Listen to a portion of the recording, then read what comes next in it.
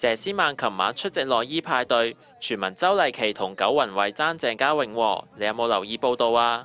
我冇留意香港嘅新聞啊。你覺唔覺得鄭嘉穎做咗視帝之後特別搶手呢？唔答。你有冇揾佢啊？多唔多揾佢呢？有聯絡嘅朋友嚟㗎嘛。知唔知周麗淇係咪翻撻鄭嘉穎啊？我唔回應啊。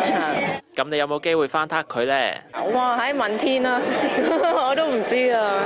但我而家係開心咯，即係又滿於現狀。你嘅感情生活點樣啊 ？Single 咯。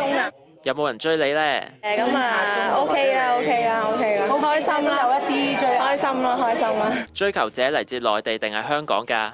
哇！喺邊度㗎？男士咯，男士。至於有關加盟新公司拍劇嘅傳聞，佘詩曼話：因為其實我一路都同 TVB 仲有部頭㗎，所以我係邊度都應該我係仲係 TVB 咯，係咯，即係香港以外嘅就得咯，香港就唔可以嘅。